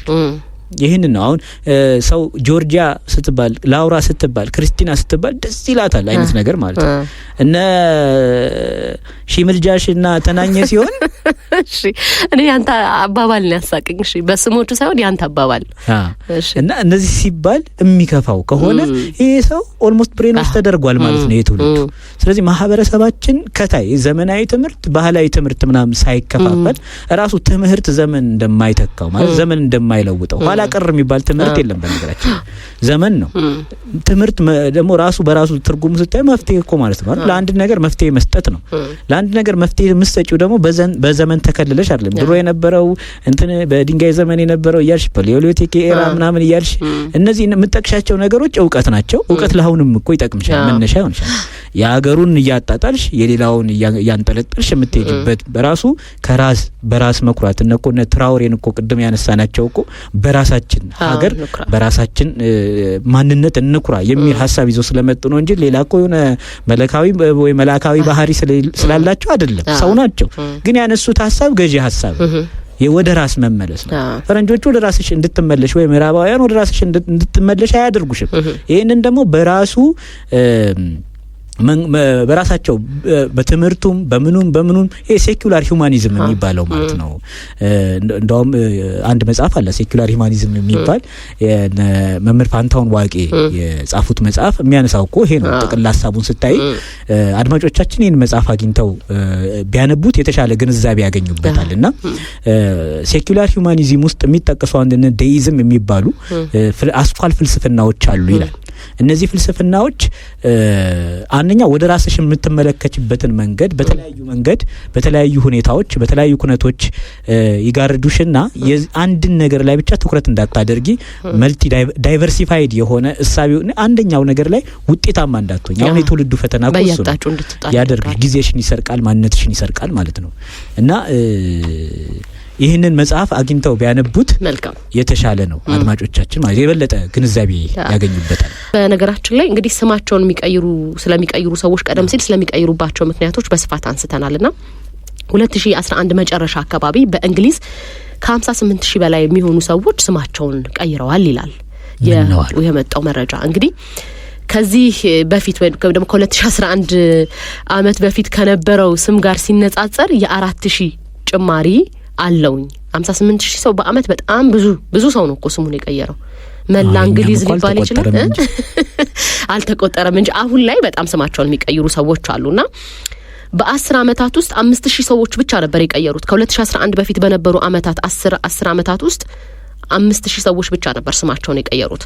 ከዛ በኋላ ግን 2011 ላይ እንግዲህ በጣም የእጥፍ ነው ያደገው። ወደ 58000 ሰዎች ስማቸውን ቀይረዋልና አብዛኞቹ ስማቸውን የቀየሩበት ምክንያት ደግሞ ከታዋቂ ሰዎች ጋር አገናኝተው ነው የቀየሩት። ማን ይመስላል? ለምሳሌ በጣም እንግሊዝ ውስጥ ሰዎች ስማቸውን ሊቀይሩለት ይችላሉ ብለህ የምታስበው ሰው? ዴቪድ ቤካም። እሺ ሌላስ? ከእግር ኳስ ተጫዋች ሌላ? ክርስቲያኖ ሮናልዶ እንግሊዛዊ። እና ዊንስተን ቸርችል ኳስ ተጫዋች ናቸው ዊንስተን ቸርችል። ከዛ ውጪ ኳልሽ ከዴቪድ ቤካም ውጪ እግር ኳስ ተጫዋች ነው እንጂ እንግሊዛዊ እግር ኳስ ተጫዋች አላውቅም። በእርግጥ ኳስ ላይ ብዙም አይደለውም ብለሃል፣ አረጋግጠህልናል። እና ዊንስተን ቸርችልን እግር ኳስ ተጫዋች አርጋቸው ከእግር ኳስ ውጪ ያሉ ዊንስተን ቸርችል አልኩሽ። እሺ ጥሩ። ለማንኛውም እዛ አመት ላይ 2011 ላይ ወደ 15 ሰዎች የሚጠጉ ወይም ደግሞ 15 እንግሊዛውያን ዋይን ሮኒ በሚል ስማቸውን ቀይረዋል። በወቅቱ ዋይን ሮኒ የጎመራበት ዘመን ነበር ማለት ነው። ዋይን ሮኒ ብለው ስማቸውን አስቀይረዋል። 5 ሰዎች ደግሞ ኤሚ ዋይሃውስ እንግዲህ እንግሊዛዊት ዘፋኝ ናት፣ የግራሚ ማሸናፊ ናት። ኖ በሚለው ዘፈኗ ትታወቃለችና ህይወቷ አልፏል። በጣም በሱስ ውስጥ ከነበሩ ሙዚቀኞች መካከል ናትና ኤሚ ዋይሃውስ ብለው አስቀይረዋል። ሌላው ደግሞ ወደ 30 የሚጠጉ እንግሊዛውያን ደግሞ ማይክል ጃክሰን አስብለው ስማቸውን አስቀይረዋልና እንግዲህ ሰዎች ሌላው በጣም የገረመኝ ነገር በዛው አመት ላይ ወደ 200 የሚጠጉ ሰዎች ዳንጀረስ ወደሚል ስማቸውን ቀይረዋል ይላል መረጃው። አደጋ ማለት ነው አይደለ? የሙዚቃም አለ ዳንጀረስ የሚላል የማይክል ጃክሰን። አዎ እና ዳንጀረስ በሚል በማይክል ጃክሰን ዘፈንም ሊሆን ይችላል፣ ምክንያቱም ባናቅም ግን ወደ 200 የሚጠጉ ሰዎች ዳንጀረስ ወደሚል መደበኛ ስማቸውን ሄደው በፍርድ ቤት አስቀይረዋል። ዳንጀረስ ብለው እንግዲህ ሌላው በጣም እንግዲህ ሰዎች በመዝናኛው ዓለም ባሉ ሰዎች በዝነኞች ብቻ ሳይሆን ደግሞ በሙዚቀኞች በእግር ኳስ ተጫዋቾች ብቻ አይደለም ስማቸውን የሚቀይሩት። በሌሎች ሰፊ የሆነ በታሪክ ላይ በተለይ በእንግሊዛውያን ታሪክ ላይ ሰፊ ሱታፌ ባላቸው ሰዎችም ስማቸውን እንደሚቀይሩ የሚያሳይ መረጃም ደግሞ አብሮ እዛ ላይ ተያይዟል። እንግዲህ ወደ 300 የሚጠጉ ሰዎች ደግሞ ጆን ስሚዝ ወደሚል ስማቸውን ቀይሯል። እንግዲህ ጆን ስሚዝ በእንግሊዝ ታሪክ ውስጥ ሰፊ ምዕራፍ ካላቸው ሰዎች መካከል አንደኛው ነው። ጦረኛ ወታደር ነው፣ ጸሐፊ ነው፣ እንዲሁም ደግሞ አሳሽ ነው፣ ካፒቴን ነው። እንግዲህ እንግሊዝ በአሜሪካ ቋሚ የሆነ የቅኝ ግዛት እንዲኖራት ካደረጉ የእንግሊዝ ሰዎች መካከል ነው። ቨርጂኒያ ሲነሳ አብሮ ጆርጅ ስሚዝ ይነሳል በነገራችን ላይና ቨርጂኒያ ላይ የነበሩ ትልልቅ የእንግሊዝ ካምፓኒዎች ይመራ የነበረ ያስተዳድር የነበረ ሰው ነው። ሰፊ ምዕራፍ አለው። እንግሊዝ ወደ ተለያየ ቦታ ባደረገቻቸው ጦርነቶች ላይ ወይም ደግሞ ጉዞዎች ላይም ሰፊ የነበረው ሰው ነውና ወደ ጆን ስሚዝ ስማቸውን ቀይሯል። ወደ 300 የሚጠጉ ሰዎች በጣም ብዙ ሰው ነው አይደለ? በጣም እና በሱ ላይ ቀይሯል። ስለዚህ ሰዎች በመዝናኛው ዓለም ላይ ያሉ ሰዎችን ብቻ ሳይሆኑ ሌሎች በታሪክም በፖለቲካም ተጽዕኖ ፈጣሪ በሆኑ ሰዎች ስም እንደሚጠሩ የሚያሳይ ነው። እንግዲህ ቢቢሲ ታህሳስ 5 2024 ላይ ባወጣው ስም በእንግሊዝ በጣም ከፍተኛ የሆነ ስም የወጣው ወደ 4600 የሚጠጉ ሰዎች ስማቸው ወይም ደግሞ ለልጃቸው መሐመድ የሚል ስያሜ ሰጥተዋል ይላል መረጃው። እንግዲህ ዓለም ላይ በከፍተኛ ቁጥር ከወንዶች በከፍተኛ ቁጥር ከሚመሩ ስሞች መካከል አንደኛው መሐመድ የሚል ስም ነውና ሁለተኛው ኖህ ነው ይላል። እንግዲህ ኖህ ለረጅም ዓመታት ኖህ የሚለው የወንዶች መጠሪያ በመጀመሪያነት ይመራ ነበረ። በነገራችን ላይ በዓለም ላይም በእንግሊዝም እንደዛው ኖህ ነበረ። አሁን መሐመድ የሚለው ስም በጣም ብዙ ሰዎች ተጠርተውበታል ማለት ነውና እንግዲህ ሰዎች ይሄ የሚያሳየው ከሃይማኖት ጋር የተያዘ ስያሜ ለልጆቻቸው እንደሚያወጡና መሐመድ የሚለው እየመራ እንደሆነ እንግዲህ ቢቢሲ ቀደም ሲል ባልነው ቀን ታህሳስ 5 2024 ላይ ባወጣው መረጃ ወይም ደግሞ ዜና ገልጿልና የስም ደረጃንም አውጥቷል በነገራችን ላይና በወንዶች መሐመድ፣ ኖህ፣ ኦሊቨር፣ ጆርጅ፣ ሊዮ እንደተቀደም ተከተላቸው እንደዚህ ነው ይመራሉ ማለት ነውና በሴቶች ደግሞ ኦሊቪያ በአንደኛ ደረጃነት ይመራል። የሴቶች ስም ወንድ ላይ ኦሊቨር 3ኛ ነው። በሴቶች ግን ኦሊቪያ፣ አሜላ፣ ኤስላ፣ ሌይ እያለ ይቀጥላል ማለት ነው። ከ1 እስከ 5 ያለውን ደረጃ እነሱ ያሳያል ማለት ነውና ብዙ ጊዜ ሰዎች ስማቸውን ሲያወጡ ይላል አሁን ላይ ሰዎች ስማቸውን የሚያወጡ ሰዎች በተለይ በምዕራባውያኑ ዓለም በምዕራባውያኑ የስም አወጣጥ ሂደት ውስጥ ከፍተኛ የሆነ ተቀባይነት ያላቸው ሙዚቀኞች ለምሳሌ ሪሃና ሙዚቃ ብታወጣና በዛ ጊዜ ላይ አልበሟ በጣም ተቀባይነትና ብዙ ተመልካች ካለው ልጆቻቸውን ሪሃና ብለው የመሰየም ጠባይ እያሳዩ ይገኛል። የሆነ ስኬታማ በጣም ተጫዋች በጣም ስኬታማ የሆነ ጊዜ እያሳለፈ ከሆነ ልጆቻቸውን በዛ ስኬታማ ሰው የመጥራት እድላቸው ከፍተኛ እየሆነ መጥቷል። አንዳንዶቹ በራሱ በአልበሙ መጠሪያ ስም ያወጣሉ፣ አንዳንዶቹ ደግሞ በራሳቸው በሙዚቀኞቹ ላይ ስም ያወጣሉ ነው እና ከወቅት ጋር የተያያዘም ስም ያወጣሉ። አሁን ለምሳሌ እኛ ጋር ክረምቱ የሚባል ስም አለ የለም አይደል? ዊንተር የሚባል አለ፣ ሰመር አለ፣ አንተም ይሄ ጸደይ አለ። አዎ ጸደይ አለና እንደዚህ አይነት ስሞችም ይወጣሉና ምናልባት በእንግሊዛውያን የስም አወጣጥ ደረጃ ውስጥ ወይም ደግሞ ዝርዝር ውስጥ አንተም ወይም ደግሞ መጸው የምንለው 96ኛ ደረጃን ይዟል። ሰመር ደግሞ ወይም ደግሞ በጋ 86ኛ ደረጃን ይዟል። እንዲህ አይነት እንትን አላቸው። እኛ ጋር ከወቅት ጋር የተያያዘ አይደል? አሁንም መስከረም ይባል ስም አለ። መስከረም አለ። ሌላ ከወርህ ጋር ከወቅት ጋር መስከረም አለ፣ ጸደይ አለ። ሁለቱ አሉ በስም ይመሩ። በጋ የለም። ጥቅምት የሚባል ስም አናውቅም አይደል? ጥቅምት ምናልባት የተቋማት ስያሜ ሆነው እናያቸዋለን። ተቋማት ስማቸውን የሆነ ሆቴሎች እንደዚህ መሰል አይነት ነገሮች ስያሜያቸው እንደዛ አድርገው እንጂ በሰው መጠሪያ ግን ሆነው አናውቅም። አንድ ወቅት እንደውም የተደረገ ጥናት ምን ይላል? ለምሳሌ የሰዎችን ስማቸውና መልካቸው ይገናኛሉ ወይ ይገልጣሉ ወይ እና ሰዎች መልካቸውን ከስማቸው ጋር ለማመሳሰል እየጣሩ ይሆን እንዴ ነው የሚለው ማር ወይም ደግሞ ይችላሉ ወይ የሚልና ህፃናትና ጎልማሶች ወይም ትልልቅ ሰዎች ተካተዋል ጥናቱ ላይ። ጥናቱ የሚያሳየው የትልልቅ ሰዎች ፎቶና ከዛ ስም እንዲያዛምዱ ነው የተደረገው እና ህፃናቱ የትልልቅ ሰዎችን ስምና የሰዎቹን ፎቶ ሲያዛምዱ በትክክል አዛምደዋል። ሰዎቹና ስማቸውን ማለት ፎቶአቸውን አይተው ይሄ ከሌ ሊሆን ይችላል ይሄ ከሌ ሊሆን ይችላል ብለው ገምተው አገናኝተውታል። የህፃናቱ ግን ትልልቅ ሰዎች በጣም ከብዷቸዋል። የህፃናቱ ፎቶና ስማቸው ተደርጎ በፍጹም አንድ አይነት ሊያደርጉት አልቻሉም ወይም ደግሞ ማመሳሰል አልቻሉምና ከስም ጋር ተያይዞ በጣም ብዙ ጥናቶች በየጊዜው ይወጣሉ። ቀደም ሲል ስናነሳቸው የነበሩ ነገሮችም እኮ በጥናት የወጡ ናቸው ወይም ደግሞ ጥናቶች የተለያየ ጊዜ የወጡ ጥናቶች እንደሚያሳዩ ናቸው። ስምና ስነ ልቦና፣ ስምና ማህበረሰብ፣ ስምና ማንነት እንደዚህ ያለን ምን ጠቅሳቸው ነገሮች አሉ። በነገራችን ላይ ከሆነ ጊዜ ወዲህ ደግሞ እየተለመደ የመጣ ነገርም አለ። ሰዎች የማህበራዊ ትስስር ገጻቸውን ስያሜ ወደ ራሳቸው ስም አድርገው ወደ ህጋዊ ስም የማድረግ በአንድ ወቅት እንደውም አንድ አነጋጋሪ ስም ነበረ። facebook.com ብሎ ስሙን የቀየረ ሰው ነበረ። ኢትዮጵያዊ ነው አይደለም፣ የውጪ ዜጋ ነው። facebook.com ብሎ ስሙን ቀይሮ ነበር። በቃ በደበኛ የመተዋወቂያ ስሙ ነው .com ያባት ስም ነው እንግዲህ መሆኑ ነውና እንዲህ አይነት የማህበራዊ ትስስር ገጾችን ስያሜ ለምሳሌ አሁን ብዙ ጊዜ ሶሻል ሚዲያ ላይ ሰዎች ስማቸውን ይቀይራሉ አይደለ? ስለዚህ በዛ ስም ያን ስም መደበኛ የማድረግ አይነት ባህሪም ደግሞ ከሆነ ጊዜ ወዲህ እያደገ እንደመጣ ይነገራልና ከስም ያይሜ ጋር በተያያዘ በጣም በልዩነት ከሚነሱ ሀገራት መካከል በነገራችን ላይ ኢንዶኔዥያ ናት። ቀደም ሲልም የፖሊስ የተባለውን ሰው ኢንዶኔዥያዊ ሰው ታሪክ አጋርተን ነበርና ስም ሲያወጡ በጣም ጸልየው ነው የሚያወጡት። የተለየ አይነት ስሙ ይዞ የሚመጣው በረከት እንዳለ ያስባሉ። ስማቸውን ለመሆን ልጆቻቸው እንዲጥሩ ያስባሉና አብዛኞቹ ኢንዶኔዥያንም ስማቸው የተለየ ነገር ይዞላቸው እንደሚመጣ ያስባሉ ወይም ደግሞ ከስማቸው ጋር የተያያዘ ስብዕና እንዲኖራቸው እንደሚሰሩ ይታመናልና አብዛኞቹ የኢንዶኔዥያውያን ስሞች ደግሞ ማህበራዊ ትስስር ገጽ ላይ በጣም እንትን አለው ተቀባይነት የማግኘት ግርምትን የመፍጠር ነገር አላቸው እና በተደጋጋሚ ስም የምንቀይረው ቀደም ሲል እንዳልነው ያ ፖሊስ ብለን መጨረሻ ላይ ፖሊስ ከጥንካሬ ጋር ስለሚያያዝ ነው። ልጁ በጣም ይታመም ስለነበረ በቃ ፖሊስ እንበለው ብለው 5ኛ ስሙ ነው ፖሊስ፣ በዛው ጸደቀ ማለት ነውና የሚገጥማቸውን ነገር መሰረት እያደረጉ የልጅን ስም የመቀያየር ባህሪ ወይም ደግሞ ጠባይ ወይም ደግሞ ባህል አላቸውና በጸሎት ስለሚወጣ በጣም ትክክል ነው ብዬ አስባለሁ።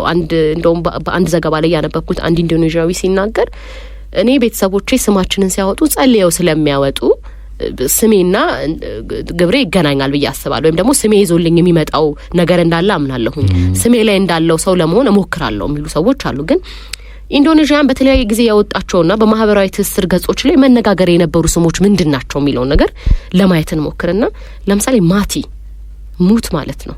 ለልጆቻቸው ይህን ስም አውጥተዋል። ማቲ እኛ ጋርም እኮ ይባላል አለ በእነሱ ቋንቋ። አሁን ማቲያስን ማቲ ትላለህ አይደለ? እነሱ ግን በእነሱ ቋንቋ ማቲ ማለት ሙታን ወይም ደግሞ ሙት እንደማለት ነው። ያን ስም ያወጡ ሰዎች አሉ። ተሃን የሚል ስያሜ አምላክ። ለምሳሌ አኔህ ወይም ደግሞ አስገራሚ፣ ሳትሪያ ቫጅ ሂታም ወይ ደግሞ የጃፓን ልዑል የሚል ስያሜ ሰጠዋሉ። ካንጃት በጣም ገርሞኛል። የውስጥ ሱሪ ማለት ነው። ለልጆቻቸው እንደዚህ ብለው ያወጡ ኢንዶኔዥያን ወላጆች አሉ።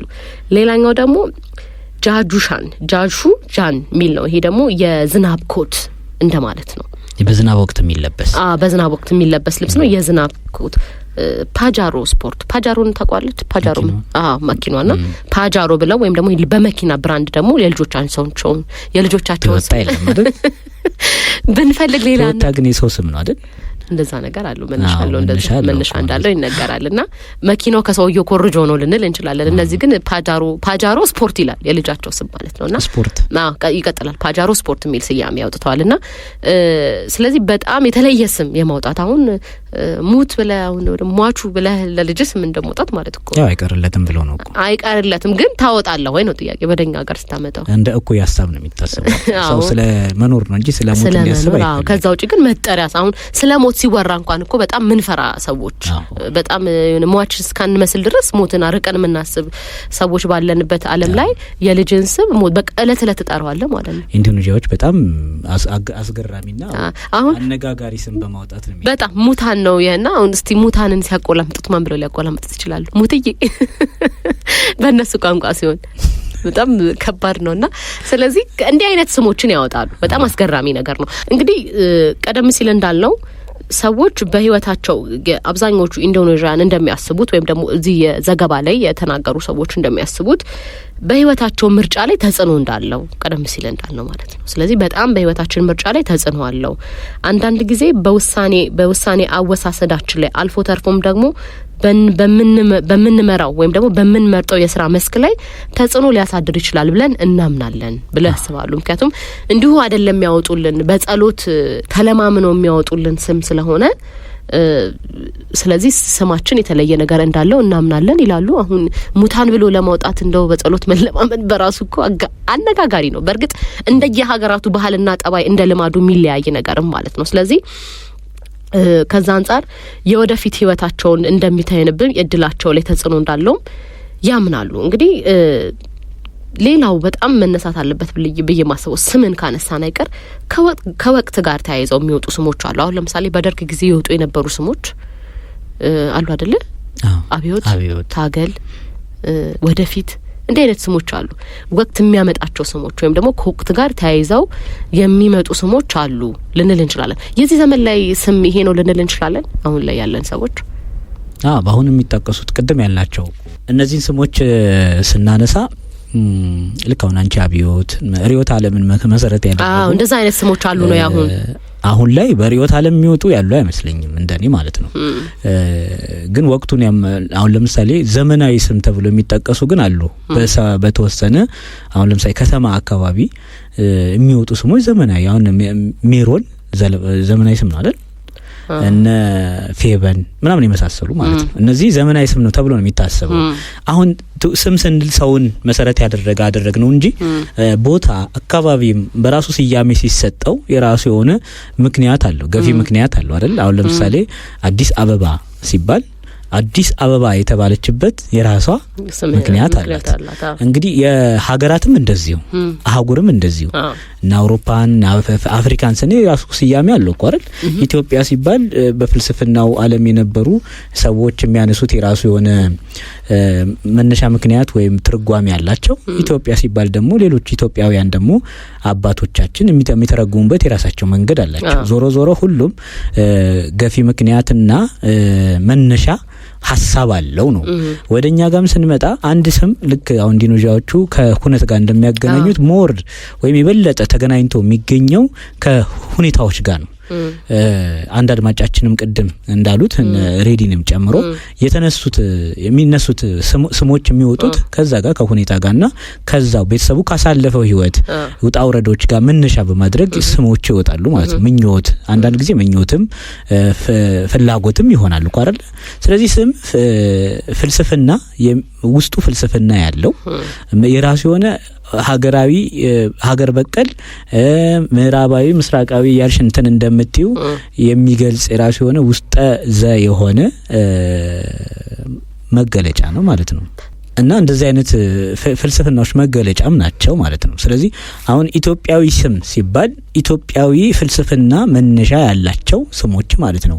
ቅድም ኤልያስ ተባበልም ከጠቀሳቸውም ካልጠቀሳቸውም ስሞች ኢትዮጵያዊ ከሆነ ስሞች መካከል ስናይ ራሱ ከመድመቅ ከመፍካት ጋር የሚገናኝ የራሱ መድመቅና መፍካት ከምን አንጻር የሚል ስነ ልቦና አንድምታ ፍቺ ያለው እንደዚህ አይነት ትርጉሞችን መስጠት የሚችል ስለሆነ ወላጆች ለልጆቻቸው የሚያወጡት ስም ወይም ስያሜ ትርጉሙ በህይወታቸው ላይ ጥናቱን በራሱ ስነ ልቦናዊ ተጽዕኖ አለው የሚል ከሆነ ስለዚህ ወላጆች የሚያወጡት ስም በልጆቻቸው መልካም ስብዕና ግንባታ ላይ የራሱን ድርሻ መወጣት የሚችል መሆን አለበት ማለት የሆነ ዘመናዊ ስለሆነ እንግሊዘኛ ስለሆነ አይደለም። ሀገር በቀል ሆኖ ልጆቻቸው ላይ ተጽዕኖ ማድረግ የሚችል በልጆቻቸው የባህሪ ቀረጻ ላይ የራሱ የሆነ አዎንታዊ ተጽዕኖ ማምጣት የሚችል መሆን አለበት ነው። ብዙ ጊዜ ደግሞ አሁን ላይ የሚሰሙ ስሞች ለመጥራት የሚከብዱ ስሞች አሉና ማን ነበር ስሜ ማዬ ያሉ ለመጥራት በጣም አስቸጋሪ የሆኑ ስሞችም አሉ። ምናልባት በቴክስት ከመጡልን ስሞች ውስጥ ለናንሳ 0945 ብለው ይላኩልን አድማጭ ፀሐዬ ወታ እስክትገባ አትጠገብ የኔ አበባ ሚል ስም አቃለው ይላሉ። ሌላው ከነኩክ በላቸው ይሄ በጣም ምን አይነት ሰው ይሆን ይሄ ሰው ብዬ ያሰብኩኝ ነበር። ከነኩክ በላቸው ታዟል እኮ በቃ ትእዛዝ ነው። ስሙ መጠሪያው በቃ የሆነ ምክንያት ይኖራቸዋልና እንደዚህ አንዳንዴ በጣም ሰዎችን አሁን ይሄ ሰውዬ ምን አይነት ሰው ሊሆን ይችላል ብለህ ታስባለህ? ያው ሰውየው ብቻ አይደለም አሁን ግለሰቡን ብቻ ሳይሆን ከባቢውንም ማህበረሰቡን እንደዚህ አይነት ስም ሲወጣ ስያሜውን በራሱ የሆነ የማህበረሰብ ሳቢ ድምር ውጤት ስለሚሆን አንዳንድ ማህበረሰብን ሀገርንም ይወክላል። ትግስትን የሚፈታተን ስም ነው። ግን አሁን እንደ ሰው እኔ አሁን በዚህ ስም ብትጠራ በቃ ከነኩክ በላቸው ተብያለሁ የምን መታገስ ነው የሚል አይነት አስተሳሰብ እንዲኖር ሊያደርግ ይችላል። እንግዲህ ቀደም ሲል እንዳለው ስያሜያችንና ባህሪያችን ስያሜያችንና ታሪካቸው የሚገናኝ ወይም ደግሞ ስያሜያችንና የኛ ማንነት ወይም ደግሞ ስነ ልቦናዊ እንዲህ አይነት ማንነታችን ስለሚገናኝ የአይነት ስም የተሰጠው ሰው ትግስተኛ የመሆን እድል ላይኖረው ይችላል ብለን ልናገር እንችላለን። በአንድም ሆነ በሌላ መልኩ ስማችን የኛ ህይወት ላይ ተጽዕኖ ያደርጋል። በህይወት ምርጫችን ውስጥ በአነጋገራችን ውስጥ ከሰዎች ጋር ያለንን ግንኙነት መሰል አይነት ነገር ላይ የመቅረጹ ነገር በጣም ሰፊ ነው። ስም ስንጠራበት አቤት የምንልበት ብቻ ሳይሆን ከዛ የዘለለ ነገር እንዳለው እንግዲህ ቀደም ሲል ያነሳናቸው ነገሮች በስፋት የሚያሳዩት እንደሆነ ለማየት ይቻላልና እንግዲህ ሰዎች ስምን ሲያወጡ የተለያየ መሰረት ሊኖራቸው ይችላል። አሁን ላይ ደግሞ ትርጉም እንኳን ሳይኖራቸው እንግዲህ በፊት በነበረው ስም እንግዲህ አንዳንድ ጊዜ ከስም ከልጅ ጀምሮ እስከ አያት እንደዚህ ሲጠራ ትርጓሜ የሆነ አረፍተ ነገር የሚመስሉ ስሞች ነበሩ የሚገናኙ ከእናትና ከአባት ጋር እንደዚህ ከአባት ስም ጋር ተያያዥነት ያላቸው ስሞች እንሰማ ነበረ። ኢትዮጵያዊ ስሞች፣ አማርኛ ስሞች በስፋት ነበሩ። አሁን ላይ ግን አማርኛ የማይመስሉ የተለያዩ ዓለማት ወይም ደግሞ የተለያዩ ሀገራት ስሞች በተለይ ከምዕራቡ የተወሰዱ ስሞች አሉ። መጽሐፍ ቅዱስን መሰረት ያደረጉ ስሞች አሉና ለልጆቻችሁ ስም ስታወጡ እንደው ማንነትን ራስን የሚገልጥ ነገር እንግዲህ በአንድም ሆነ በሌላ መልኩ ማህበረሰብ የሚሰራው በራስ ማንነት ስለሆነ ልጆቻችንን በመቅረጽ ሂደት ውስጥ መጠሪያቸው በራሱ የራሱ አስተዋጽኦ አለው። መጠሪያቸው በራሱ ልጆችን የምንጠራበት በራሱ ሰፊ የሆነ አስተዋጽኦና ምዕራፍ አለው። ስም የምንጠራበት ብቻ ሳይሆን እንግዲህ ቀደም ሲል እንዳለው በህይወታችን የመጀመሪያው ስጦታችን ስማችን እንደሆነ ይታመናል። እስከ ህይወት ዘመን የሚቀጥል ሰዎች በተለያየ ምክንያት እስካልቀየሩት ድረስ በህይወት ዘመናችን ሁሉ አብሮን የሚሄድ ስጦታችን ነውና ስም ስታወጡ ጥንቃቄ አድርጉ የዛሬ መልእክታችን ነው። አድማጮቻችን አብራችሁን ስለነበራችሁ እጅግ አድርገን እናመሰግናለን።